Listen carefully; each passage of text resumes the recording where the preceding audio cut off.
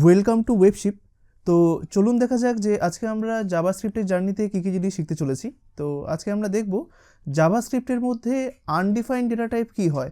গত পর্বে আমরা দেখেছিলাম যে জাভাস্ক্রিপ্টের মধ্যে নাল ডেটা টাইপ কী হয় বা নাল ভ্যালু কী হয়। তো আজকে আমরা জানবো যে আনডিফাইন্ড প্রপার্টিটা কী হয় বা আনডিফাইন্ড ডেটা টাইপটা কী হয় জাভাস্ক্রিপ্টের মধ্যে। ঠিক আছে, তো এটাও খুবই ইম্পর্টেন্ট। আমি আপনাদেরকে বলেছিলাম যে গত পর্বে যেরকম আমরা নাল শিখেছিলাম সেরকম এই পর্বে আমরা আরও একটি ডেটা টাইপ শিখবো যেটি কিনা খুবই ইম্পর্টেন্ট, আর সেটি হচ্ছে আনডিফাইন্ড। ঠিক আছে, তো যেরকম আমি বলেছিলাম আপনাদের যখন আপনারা কাজ করবেন তখন দেখবেন আপনারা যেরকম নাল ডেটা টাইপের সম্মুখীন হবেন সেরকম সবথেকে বেশি সম্মুখীন হবেন এই আনডিফাইন্ড ডেটা টাইপের। ঠিক আছে, তাই এই সমস্ত ডেটা টাইপগুলো কী হয় বা কখন কখন আসতে পারে এগুলো নিয়ে একটি বিস্তারিত ধারণা থাকা আপনাদের অবশ্যই প্রয়োজন। ঠিক আছে, তাই সেটা নিয়েই আজকে আমরা আলোচনা করব। আর যদি আপনি আজকের এই টিউটোরিয়ালটিতে নতুন হয়ে থাকেন তাহলে আপনি উপরে থাকা আই বাটনে প্রেস করুন, সেখানে আপনি এই কোর্সের সমস্ত ভিডিওগুলো স্টেপ বাই স্টেপ পেয়ে যাবেন। সেখানে অ্যাজ এ প্লেলিস্টের লিঙ্ক দেওয়া রয়েছে, আর পাশাপাশি আপনি নিচে থাকা ডেসক্রিপশন বক্সেও ক্লিক করতে পারেন, সেখানেও আপনি এই কোর্সের যে প্লেলিস্টটি আছে তার লিঙ্কটি পেয়ে যাবেন। ঠিক আছে, আর ভিডিওটি একদম শুরু থেকে শেষ পর্যন্ত খুব মনোযোগ সহকারে দেখে যাবেন, একদম স্কিপ করবেন না, কারণ মনে রাখবেন আপনি যদি এখন স্কিপ করে যান তাহলে এই কনসেপ্টগুলোই আপনার যেগুলো অজানা থেকে গেল সেগুলো আপনার পরবর্তীকালে অনেক সমস্যা তৈরি করবে। ঠিক আছে, তখন আপনি মনে করবেন যে এটা তো আমি দেখিনি, কিন্তু স্কিপ করার দরুন দেখা গেল আপনি ওইটাকে মিস করে গেলেন, কিন্তু আমি ওটা দেখিয়েছি কিন্তু যেহেতু আপনি দেখেননি তার জন্য আপনার প্রবলেম ক্রিয়েট হবে পরবর্তীকালে। তাই কখনোই কোনো ভিডিও কখনো স্কিপ করবেন না, একটু ধৈর্য নিয়ে পুরোটুকু দেখবেন, আশা করি অনেক কিছু শিখতে ও জানতে পারবেন। কেমন? আর অবশ্যই চ্যানেলটিকে সাবস্ক্রাইব করে রাখবেন আর বেল নোটিফিকেশন আইকন প্রেস করে রাখবেন, তাহলেই আপনি পরবর্তী ভিডিওগুলো সবার আগে পেতে পারবেন। ঠিক আছে, আর কোর্সটি নিয়ে শুরু করার পূর্বে আমি কিছু কথা বলে নিই। সর্বপ্রথম আপনাদেরকে আমি অসংখ্য ধন্যবাদ জানাতে চাই, কারণ আপনারা খুব ভালোভাবে এই কোর্সটিকে নিয়েছেন। আর আমি প্রতিনিয়ত কমেন্ট পাই এই জাভাস্ক্রিপ্টের কোর্সটার উপরে যে আপনারা খুব ভালোভাবে শিখতে পারছেন। এইভাবেই কোর্সটিকে ভালোবেসে যাবেন, আশা করি সামনে আপনারা অনেক কিছু শিখতে পারবেন। হ্যাঁ, আমি চেষ্টা করব খুব তাড়াতাড়িভাবে ভিডিওগুলো দেওয়াতে, কারণ দেখুন আমাকেও অনেক কাজের মধ্যে থাকতে হয় প্রফেশনালি, তারপরে যেটুকুনি সময় থাকে আমি সেটুকুনি শুধুমাত্র আপনাদের জন্য রাখি। আর এইটার জন্য আমি নিজেই অধীর আগ্রহে থাকি যে কখন আমি আপনাদের জন্য একটা টিউটোরিয়াল বানাবো, শুধুমাত্র জাভাস্ক্রিপ্ট বলে নয়, এখানে ওয়েব গ্রাউন্ডেরও আমাকে ভিডিও বানাতে হয়, জাভাস্ক্রিপ্টের ভিডিও বানাতে হয়, পিএইচপির ভিডিও বানাতে হয়, তাই এত কিছুকে মেনটেন করতে হয়। আর সবথেকে বড় জিনিসটা হলো আমি প্রফেশনাল সেক্টরে কাজ করি, আর সেটাকে মেনটেন করে তারপরে আপনাদের জন্য ভিডিও বানানো সত্যিকার এটা খুবই কষ্টকর হয়ে ওঠে। বাট তবুও আমি সবসময় চেষ্টা করি যে কখন আমি আপনাদেরকে একটি নতুন ভিডিও দেবো, তাই অবশ্যই একটু ধৈর্য নিয়ে থাকবেন। আমি চেষ্টা করব প্রতিনিয়ত এই সমস্ত ভিডিওগুলো দিতে, কারণ আমি জানি আপনারা খুবই ভালোবাসেন এই কোর্সটিকে। ইভেন আমারও খুব ভালো লাগে যখন আমি আপনাদেরকে একটি নতুন ভিডিও দিতে পারি, তাই সবসময় আমি চেষ্টা করব সমস্ত কাজগুলোকে ম্যানেজ করে যাতে আপনাদের জন্য আমি কিছুটা সময় রাখতে পারি। ঠিক আছে, তাই একদম চিন্তা করবেন না বা একদম টেনশন করবেন না যে ভিডিও হয়তো আর আসবে না বা ভিডিও হয়তো এখানেই শেষ, না, একদম না। এটা একটা কন্টিনিউ কোর্স, এখানে আমি প্রতিনিয়ত ভিডিও দিয়ে যাব, আর প্রতিনিয়ত আপনারা কিছু কিছু জিনিস শিখতে পারবেন। আর এটা একদম বিগিনার্সদের জন্য, তাই আপনারা যদি কিছু না জেনে থাকেন তাহলে এখান থেকে আপনারা আশা করি যে কিছুটা হলেও শিখতে পারবেন। আশা করি আপনারা প্রিভিয়াস যে সমস্ত ভিডিওগুলো রয়েছে সেগুলো দেখেই বুঝতে পেরেছেন। তো যেরকম আপনারা শিখে আসছেন পরবর্তীকালেও আপনারা শিখে যাবেন, আর আশা করি জাভাস্ক্রিপ্টের উপর একটা ভালো নলেজ আপনাদের থাকবে। ঠিক আছে, তাই একটু ধৈর্য নিয়ে থাকবেন। আমি খুব চেষ্টা করব, খুব পরিশ্রম করব আপনাদের জন্য, যাতে খুব তাড়াতাড়ি আপনাদের কাছে ভিডিওগুলো পৌঁছে দিতে পারি। ঠিক আছে, তো চলুন এবার আমরা আমাদের ক্লাসে চলে যাই। তো চলুন সবার প্রথমে আমরা চলে যাই এফ ড্রাইভের মধ্যে। তো এফ ড্রাইভের মধ্যে যাওয়ার পরে আমরা এখান থেকে চলে যাব জাভাস্ক্রিপ্ট ক্লাসেস, আর আজকে আমাদের ক্লাস নাম্বার হচ্ছে 15, তাই না? তো আমি এখানে তৈরি করে নিলাম ক্লাস 15 একদম। এবার যথারীতিভাবে এইখানটাতে আপনারা একটি ফাইল তৈরি করে নিন। প্রথমত হচ্ছে সেটা index.html, সবার প্রথমে যেটা থাকে HTML। ঠিক আছে, আর ঠিক তারপরে আমরা এখানটাতে একটা ফোল্ডার তৈরি করে নিই JS বলে। ঠিক আছে, তো JS বলে ফোল্ডারটা তৈরি করার পরে আপনারা এখানে আরেকটা ফাইল তৈরি করে নিন যেটার নাম হচ্ছে custom.js একদম। তো এখানটাতে আমি custom.js তৈরি করলাম। ঠিক আছে, বেশ হয়ে গেল। তো এবার সাথে সাথে আমরা এখান থেকে index.htmlটাকে নোটপ্যাডে ওপেন করে নিই, আর আমরা এখান থেকে আগে জাভাস্ক্রিপ্টটাকেও করে নিই, বা আগে এখান থেকে ক্লোজ অল বাট দিস করে নিই। এখান থেকে রাইট ক্লিক করলাম, ক্লোজ অল বাট দিস, শুধুমাত্র এটা থাকলো। এবার জেএসের মধ্যে প্রবেশ করে আমরা এখান থেকে রাইট ক্লিক করলাম, আর এখান থেকে edit with notepad plus plus. ঠিক আছে, একদম। তো সর্বপ্রথম আমাদেরকে এখানে কি করতে হবে, আমাদেরকে HTML:5 লিখে পুরোপুরি স্ট্রাকচারটাকে আমাদেরকে নিয়ে আসতে হবে, তাই না? তো এখানে স্ট্রাকচার চলে আসলো, আমি এখান থেকে লিখলাম ক্লাস 15। বেশ, এটাকে সেভ করলাম, আর আমরা এক্সটার্নাল জাভাস্ক্রিপ্টটাকে এখানে ফার্স্টে লিঙ্ক করিয়ে দেবো। তার জন্য আমরা শর্টকাটভাবে লিখছি script:/src। ঠিক আছে, বেশ, এখানটার মধ্যে লিখলাম JS এর মধ্যে থাকা custom.js। ঠিক আছে, এটা লিখে দিলাম। বেশ, সো এবার লিঙ্ক হয়েছে নাকি সেটা জানার জন্য সবার প্রথমে আমরা জাভাস্ক্রিপ্টের মধ্যে অর্থাৎ এক্সটার্নাল ফাইলটার মধ্যে লিখব ইউজ স্ট্রিক্ট। ইউজ স্ট্রিক্ট কেন লিখতে হয় এটা আমি গত পর্বগুলোতে বলে দিয়েছি, ঠিক আছে। তো ইউজ স্ট্রিক্ট লিখলাম এখানটাতে, এবার লিখে দিই অ্যালার্ট, ঠিক আছে। তো আমি এখানটাতে লিখলাম অ্যালার্ট হ্যালো, জাস্ট এটা টেস্ট করার জন্য যে আদেও কি আমাদের এক্সটার্নাল জাভাস্ক্রিপ্টটা লিঙ্ক হয়েছে ফাইলের সাথে। তো তার জন্য আমরা কি করব, এখান থেকে ব্যাক করব, আর এই যে আমাদের ফাইলটা আছে ডাবল ক্লিক করব, ঠিক আছে। সো ডাবল ক্লিক করার পরে দেখুন এটা ওপেন হয়ে গেল, আর এখানে হ্যালো লেখাটা আসছে, মানে আমাদের এক্সটার্নাল জাভাস্ক্রিপ্ট কিন্তু লিঙ্কড হয়ে গেল, তাই না, একদম। তো এইবার হচ্ছে আনডিফাইন্ড ডেটা টাইপ, ঠিক আছে। দেখুন গত পর্বে আমরা নাল ডেটা টাইপ সম্পর্কে দেখেছিলাম, ঠিক আছে, আর সেটা কোথায় ব্যবহার করা হয়, কী কারণে ব্যবহার করা হয় সেটা জেনেছিলাম, একদম। আর এবার আমরা শিখব আনডিফাইন্ড ডেটা টাইপ। দেখুন এই যে null data type, undefined data type বা ইনফিনিটি বা ন্যান, ঠিক আছে, এই সমস্ত যে ভ্যালুগুলো আছে এগুলো আপনাদের কেন এত ভালো করে শেখাচ্ছি বলুন তো, কারণ এইগুলো হচ্ছে এমন এক ধরনের ভ্যালু যেগুলো কখনো আপনি দেবেন না, বা দিলেও হয়তো কম দেবেন, কিন্তু এই সমস্ত ভ্যালুগুলো আপনি সব থেকে বেশি পাবেন কখন বলুন তো, যখন আপনি ইউজারের কাছ থেকে ইনপুট চাইবেন, কিন্তু ইউজার প্রপারলি আপনি যে ইনপুটটা চাইছেন সেটা না দিয়ে অন্য আরেক ধরনের ইনপুট দিয়ে দিল। যেরকম আমরা গত পর্বে দেখলাম, আপনি ইউজারের কাছ থেকে একটা নাম চাইছেন, সে নামের জায়গায় নাম্বার দিয়ে দিতে পারে, সে নামের জায়গায় নাম না দিয়ে ব্ল্যাঙ্ক ছেড়ে দিতে পারে। ইউজার ভুল করতেই পারে, এটা আপনাকে সবসময় মনে রাখতে হবে, কারণ সবসময় মনে রাখবেন আপনি যে অ্যাপ্লিকেশনটা তৈরি করেছেন সেটা আপনি নিজে তৈরি করেছেন, তাই আপনি জানেন ওখানে কি বসাতে হবে। ইউজার অ্যাট এ গ্লান্স অর্থাৎ ফার্স্ট টাইম আপনার অ্যাপ্লিকেশনটা দেখে বা আপনার ওয়েবসাইটটা দেখে সে বুঝতে নাই পারে যে ওখানে কি দিতে হবে, তাই সে ভুলভাল দিয়ে দিল। বা অনেকেই আছে জাস্ট চেক করার জন্য ওখানে ভুলভাল ভ্যালু দিয়ে দিচ্ছে। যখন আপনারা কোনো রকম কোনো একটা কোম্পানিতে যাবেন, কোনো একটা ধরুন আইটি ফার্মে বলুন বা আইটি কোম্পানিতে যাবেন, তখন সেখানে দেখবেন যে আপনি একজন ডেভেলপার হিসেবে জয়েন করেছেন, ওখানে টেস্টাররা থাকেন, ঠিক আছে, অর্থাৎ আপনার অ্যাপ্লিকেশনটা আদৌ ঠিকঠাক কাজ করছে নাকি সেগুলো কে চেক করবে, টেস্টার। তো ওরা কি করে, ওরা আপনার অ্যাপ্লিকেশনটাকে ট্রাই করে যে কোনো রকমভাবে কোনো একটা এরর খুঁজে বের করতে। এবার ওই এরর খুঁজে বের করার জন্য ওরা, আপনি লিখেছেন যে এখানে ফার্স্ট নেম দিন, ওরা ওখানে নাম্বার দিয়ে দেবে। আপনি ওখানে লিখেছেন এখানে আপনার মোবাইল নাম্বার দিন, ওখানে ওরা ইমেল অ্যাড্রেস দিয়ে দেবে। মানে ওরা বাগ খোঁজার চেষ্টা করে বা এরর খোঁজার চেষ্টা করে, তাই যাতে ওরা সাকসেসফুল না হয় সেই দিকটাও আপনাকে ভাবতে হবে, ঠিক আছে। অর্থাৎ মনে করতে হবে আপনি যখন একটা অ্যাপ্লিকেশন ডেভেলপ করে ফেলবেন বা জাভাস্ক্রিপ্টের মাধ্যমে যখন একটা জিনিস বানিয়ে ফেলবেন, তখন আপনাকে চিন্তা ভাবনা করতে হবে যে এবার এটার মধ্যে আমি এরর খুঁজে বের করব। অর্থাৎ অন্য কেউ এরর খুঁজে বের করার আগে আমি ট্রাই করি যে ওটার মধ্যে এরর পাই কিনা, এটা আপনাকে ভাবতে হবে, ঠিক আছে। তাই অবশ্যই সবসময় চেষ্টা করবেন যে আপনার নিজের এররগুলো ফার্স্ট অফ অল নিজে বের করা, ঠিক আছে, এটা অবশ্যই চেষ্টা করবেন। আপনাকে নিজেও যেরকম অ্যাপ্লিকেশন তৈরি করতে হবে, সেরকম সেই অ্যাপ্লিকেশনে কোনো এরর আছে নাকি সেটাকেও আপনাকে বের করতে হবে। তাই কীরকম ধরনের এরর কখন কখন কীভাবে আসতে পারে সেগুলো সব আমরা আলোচনা করব, কীভাবে ডিবাগ করতে হয় সেটাও আমরা আলোচনা করব। তো অনেক কিছু এখনও শেখার বাকি আছে আপনাদের, তবে হ্যাঁ এই সমস্ত ডেটা টাইপগুলো কিন্তু অনেক হেল্প করবে সামনের দিকে, ঠিক আছে। তো দেখুন আমরা আজকে ডেটা টাইপটা শিখবো আনডিফাইন্ড, ঠিক আছে, তো সেটাও এক ধরনের ডেটা টাইপ বলতে পারেন। তো দেখুন আনডিফাইন্ড জিনিসটা কি হয়, আমরা গত পর্বে দেখেছি যে একটা ভেরিয়েবল যখন আপনি তৈরি করেন, যেরকম লেট নেম, ঠিক আছে, এবার লেট নেমের মধ্যে ইকুয়াল টু আপনি সাথে সাথে একটা নাম দিয়ে দিতে পারেন এইভাবে, তাই না, একদম এটাও হতে পারে।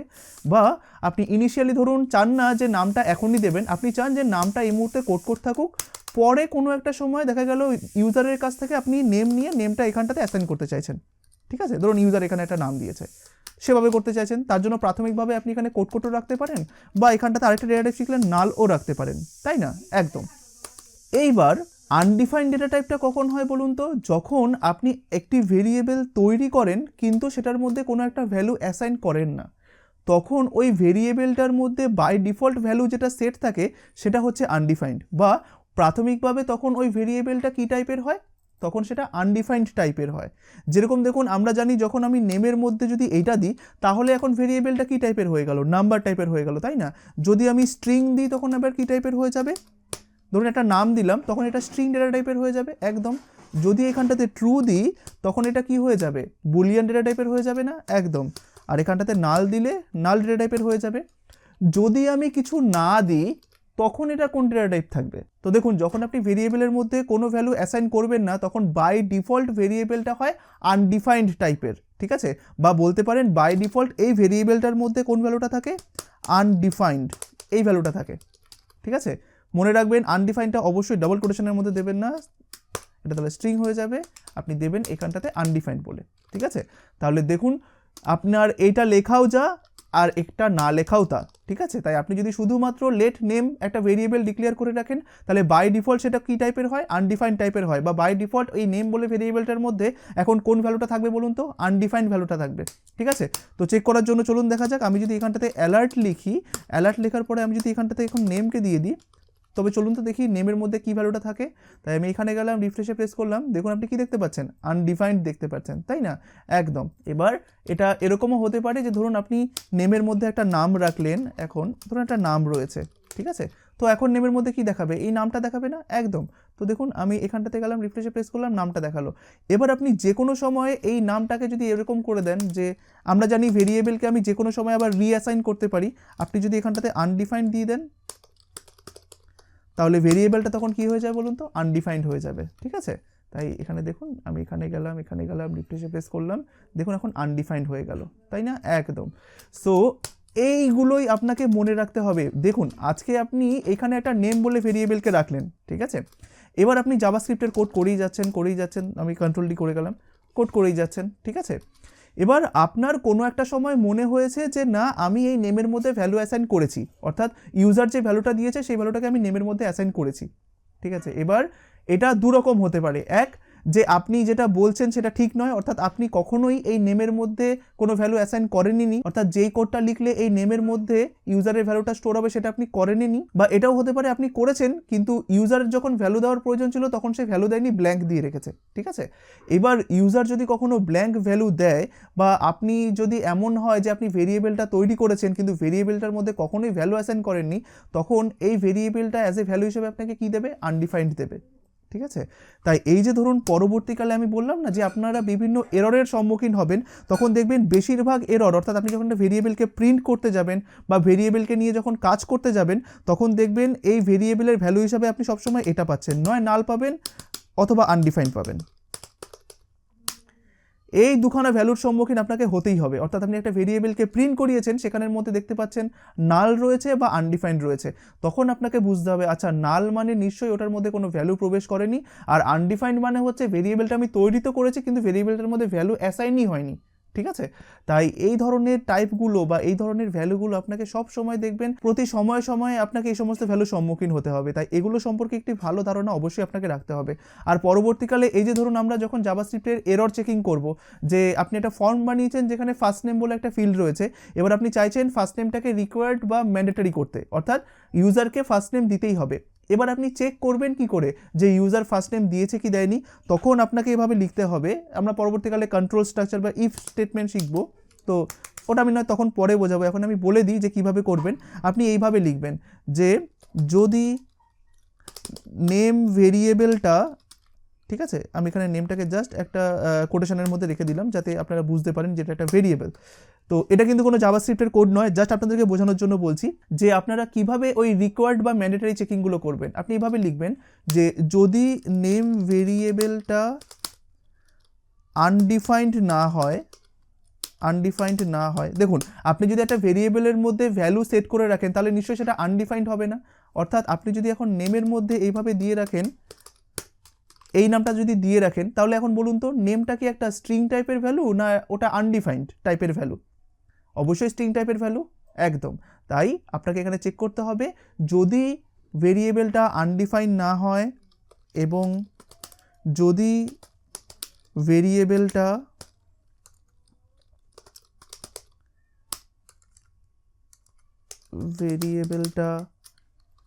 নাল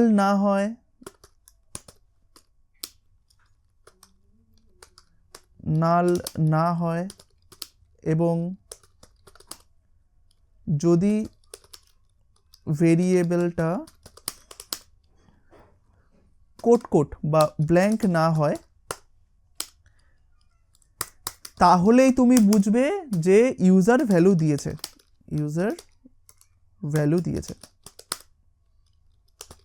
ঠিক আছে। তাই দেখুন এগুলো হচ্ছে কন্ডিশন, যে দেখুন আপনি কিভাবে বুঝবেন যে ইউজার ভ্যালু দিয়েছে কি দেয়নি। যদি ইউজার একটা ভ্যালু দিয়ে থাকে একটা ভেরিয়েবলের মধ্যে, তার মানে নিশ্চয়ই ওই ভেরিয়েবলটা আনডিফাইন্ড হবে না, একদম, আর নিশ্চয়ই ভেরিয়েবলটা নাল হবে না, একদম, আর নিশ্চয়ই ভেরিয়েবলটা কোট হবে না, তাই না। যখন ওই তিনখানা জিনিসই মিলবে তার মানে কি ইউজার ভ্যালু দিয়েছে, কারণ ইউজার ভ্যালু দেওয়া মানে সেই ভেরিয়েবলটা এখন আর আনডিফাইন্ডও রইল না, নালও রইলো না, আবার কোটও রইলো না, তাই না? তাই তখন আপনি বলতে পারেন যে হ্যাঁ ইউজার ভ্যালু দিয়েছে। আর যদি এইটা না হয়, অর্থাৎ যদি ইউজার এটার মধ্যে যে কোনো একটা জিনিস করে, অর্থাৎ ইউজার ধরুন শুধুমাত্র এইটুকুনি করে রাখলো, তখন দেখবেন যে এইখানে এসেই আপনার জিনিসটা ফলস হয়ে গেল, যে যদি ভেরিয়েবলটা আনডিফাইন্ড না হয়। আপনি বলেছেন যে যদি ভেরিয়েবলটা আনডিফাইন্ড না হয়, কিন্তু দেখুন এখানে ভেরিয়েবলটা কি রয়েছে, আনডিফাইন্ড, তখন অবশ্যই জাভাস্ক্রিপ্ট এটার ভিতরে আর ঢুকবে না, তখন কি হবে, জাভাস্ক্রিপ্ট অন্যটা দেখাবে। তাই এইভাবেই আমরা পরবর্তীকালে দেখবেন এরর মেসেজগুলো প্রিন্ট করতে পারবো, যেটা কিনা খুবই ইন্টারেস্টিং। আপনারা পরবর্তীকালে সব কিছু বুঝতে পারবেন। বাট এই দুখানা ডেটা টাইপ বা এই দুখানা ভ্যালু আপনাকে কিন্তু অনেক হেল্প করবে পরবর্তীকালে, কারণ আপনি যখন কাজগুলো করবেন তখন আপনাকে প্রতিটা সময় দেখবেন আপনার কাছে ভ্যালু আসে কখনো কখনো আনডিফাইন্ড, আপনার কাছে ভ্যালু আসে কখনো কখনো নাল।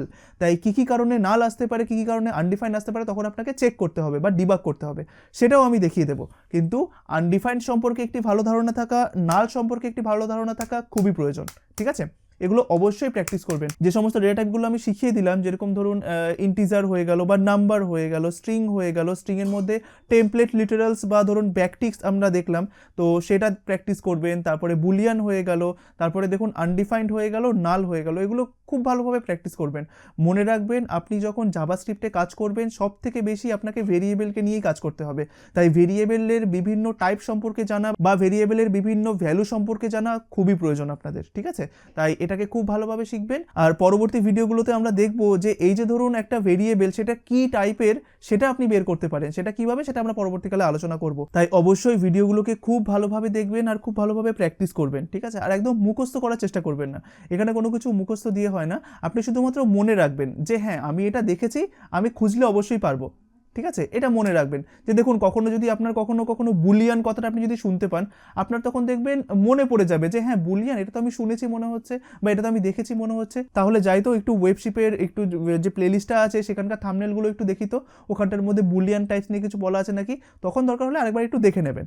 বাট এই মুখস্থ করার চেষ্টা করবেন না, কারণ এখানে অনেক জিনিস রয়েছে যেটা মুখস্থ করা সম্ভব নয়। তাই এগুলোকে মনে রাখতে হবে, আর এগুলো যত আপনি বেশি প্র্যাকটিস করবেন তত বেশি আপনার মনে থাকবে, ঠিক আছে? তো আশা করি আজকে আমাদের যে আনডিফাইন্ড ডেটা টাইপটা ছিল সেটা আপনাদের খুবই ভালো লেগেছে। এইভাবে জিনিসগুলোকে খুব ভালোভাবে বুঝে যাবেন আর খুব মনোযোগ সহকারে ভিডিওগুলোকে দেখে যাবেন, ঠিক আছে? পরবর্তী ক্লাসটা আমাদের আরও ইন্টারেস্টিং হতে চলেছে, আশা করি সেটিও আপনাদের খুবই ভালো লাগবে। আর অবশ্যই চ্যানেলটিকে সাবস্ক্রাইব করে রাখবেন আর বেল নোটিফিকেশন আইকন প্রেস করে রাখবেন, তাহলেই আপনি পরবর্তী যে ভিডিওটা আসবে সেটা আপনি সবার আগে পারবেন। আর এটা আপনাদের কাছে আমার অনুরোধ থাকবে যে অবশ্যই ভিডিওগুলোকে সবার কাছে পৌঁছে দিন, কারণ অনেকেই রয়েছে যারা জাভাস্ক্রিপ্টকে একবারে নতুন থেকে শিখতে চান বা একবারে শুরু থেকে শিখতে চান, একবারে অ্যাডভান্স লেভেল পর্যন্ত, কিন্তু তারা প্ল্যাটফর্ম পাচ্ছেন না, বা তারা হয়তো অনেক ভিডিও পেয়েও হয়তো তাদের মন মতো হচ্ছে না। তো আমি চাই যে আপনারা তাদের কাছে ভিডিওগুলোকে পৌঁছে দিন, যাতে তারা জাভাস্ক্রিপ্টটাকে খুব ভালোভাবে শিখতে পারেন।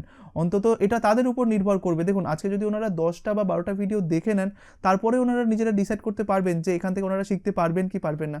কিন্তু জাস্ট এটা শুধুমাত্র আপনাদের দ্বারাই সম্ভব যে আপনারা তাদের কাছে ভিডিওগুলোকে পৌঁছে দিন। আপনারা ভিডিওগুলোকে নিজেদের ফেসবুক টাইমলাইনে হোক বা বিভিন্ন রকমের গ্রুপে হোক আপনারা শেয়ার করে দিন, যাতে ওখান থেকে যারা আগ্রহী তারা এসে একবার দেখতে পারে ভিডিওগুলো। পছন্দ বা অপছন্দ সেটা সম্পূর্ণভাবে তাদের উপরে, তারা চাইলে শিখবে, না চাইলে শিখবে না, কিন্তু আমি চাই যে আপনারা তাদের কাছে পৌঁছে দিন। কাইন্ডলি এইটুকুনি হেল্প আশা করি আপনারা করবেন আমার জন্য। তো আশা করি আজকের এই ক্লাসটি আপনাদের খুবই ভালো লেগেছে। ভালো থাকবেন, ধন্যবাদ।